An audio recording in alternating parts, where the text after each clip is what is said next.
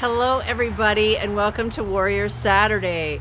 Once again, I didn't have time to get to Warrior Friday on Friday, so it's Warrior Saturday. And if you couldn't tell, the sun is shining. I'm actually in the shade. You can see the sun across the street. There's a slight breeze. It's a beautiful day here in Sauk Center. It is October 10th, which is 10/10/2020. Very powerful day. At least I feel it's a very powerful day.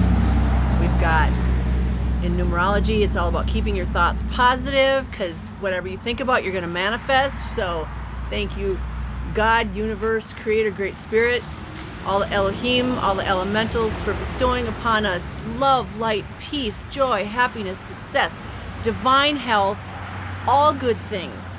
All good things, abundance, prosperity, opportunities, they're all coming to me and to everybody watching this video right now. Thank you. Now that we have that done, today we have a card from the Earth Warriors deck, and we have card number 38, which is Pachamama. Now, card number 38 adds up to 11, because 3 plus 8 equals 11. 11 is a very spiritual number. It's my number. My license plates always have 11 on them. The address here at my shop/house is an 11. Our zip code is an 11. We're actually in the center of town. We're an 11 inside of an 11. It's magical and beautiful. So here's an 11 for us today. Pachamama. Remember, we're all warriors. But I'm supposed to say this. We got to make sure that we have each other's backs. Okay? So if somebody's hurting or in need or whatever, whether they're asking or not, we got to help. I just decorated last night with all kinds of American flags, and I changed my sign so it doesn't just say God bless America. It says I got your six. And thank you, veterans, because we need to make sure that we're taking care of each other. That is why we're here. It's great to be filled with love and light, but we got to shine that light and share that light with everybody else. So, just like I got your six, I know you got somebody else's six, and that means I got your back. Okay? Now, back to the card. Number 38, Pachamama. She with the Andean emerald heart. Pachamama is the goddess of the earth, honored by the indigenous people of the Andes. She holds space for many different creatures to live within her field, including the crazy, beautiful, dangerous, and divine humanity. I love that. We are crazy, beautiful, dangerous, and divine. I kind of feel like that today.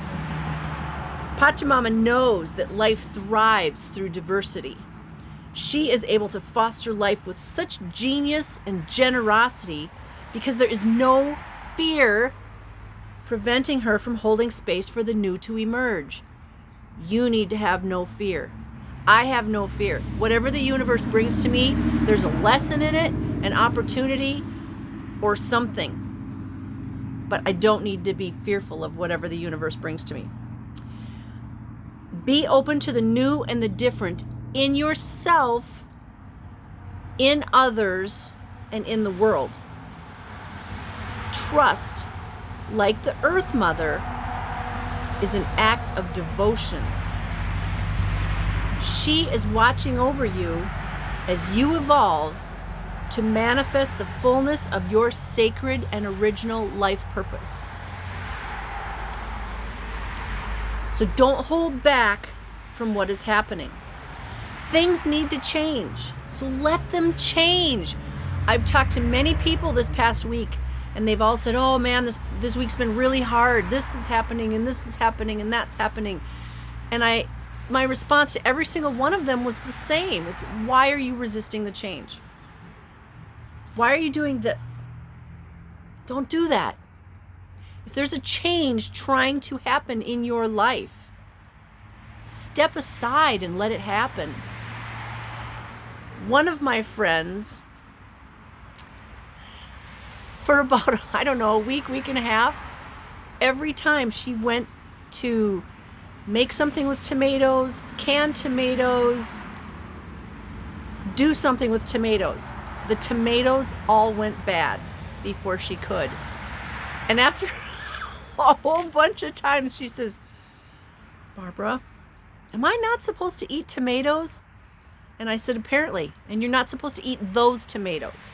But they were from my garden. I worked so hard on those. I said, apparently there's something with those tomatoes and you are not supposed to eat them. The universe has been bringing down examples and reasons for you to not eat these tomatoes. Stop resisting. Stop trying to save those tomatoes, because after 3 times you should get it. But this was like 5, 6, 7 times. And she's still going, I need to eat these tomatoes. No, you don't. There's something wrong with the tomatoes. And your spirit guides in the universe are conspiring to give you the message to not eat those tomatoes. There's something wrong with the tomatoes. Maybe they're just too acidic. Maybe there was something in the soil. I don't know. But our bodies are changing, and maybe you weren't supposed to eat those tomatoes. So she finally got the message yesterday. So if there's something in your life that's going on and you're doing this, no, that's not for me. No, I'm going to resist that.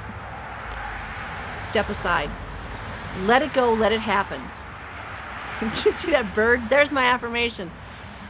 There's a reason why things are brought into our lives, and there's a reason why things leave our lives. They're both lessons and opportunities. It's your job to allow them to leave or allow them to come in. Because there's always a reason, and there's no coincidences. Take that word and chuck it out of your vocabulary. There's no such thing as a coincidence. This is your guides trying to help you. And sometimes they need to smack you upside the head. I know, because they've had to do that to me. Let's read some more out of the book. That guy's gone by twice now. How is it that the boundless diversity of nature interacts as an extraordinary and harmonious ecosystem, rather than dropping into a melee of competing interests, destructive conflict, or soul-deadening copycat conformity? Wow, that's powerful. It is all a question of holding space for it. The more diverse the input into any field, the more potential there is for conflict. Yes, but also for creative innovation. Through our differences, we can bring out the worst in each other, or we can bring out the best in each other. We can allow them to close us down out of fear, but that would stifle the uniqueness of our soul.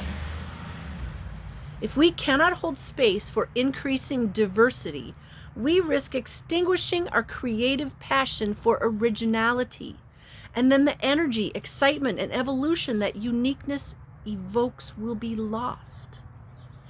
Those of us in positions of spiritual leadership and sacred guardianship desire a more vitalizing outcome for our communities. That means we need to tend to the way that we hold space. So, what that means is diversity. Bring it on. This isn't about whites versus blacks or greens versus purples or Democrats versus Republicans or whatever. It has nothing to do with anything. We are one. We got to have each other's backs. We are one with nature, with Mother Earth, with the sun and the moon and the animals and the plants. We are one. But in that sphere of oneness, we also have uniqueness. And we need to celebrate that. Kind of like me today, wearing my fabulous cosmic unicorn with my cowboy kitty. It makes me happy. It makes me laugh. It made that guy laugh too that just rode by on a bicycle. Be yourself. Be who you really are on the inside. Too many people have been afraid to do that because, oh, people will talk. Sweet! Let them talk. Gives them something to talk about. I love it. I love it when people talk about me. I don't care what you talk about because that's on you. It has nothing to do with me. But the fact that you're talking about me, I'm game. Bring it on. So, celebrate your uniqueness. Celebrate our oneness. But celebrate. These times are so beautiful and magnificent and wonderful if you allow them to be. My intention is that they are.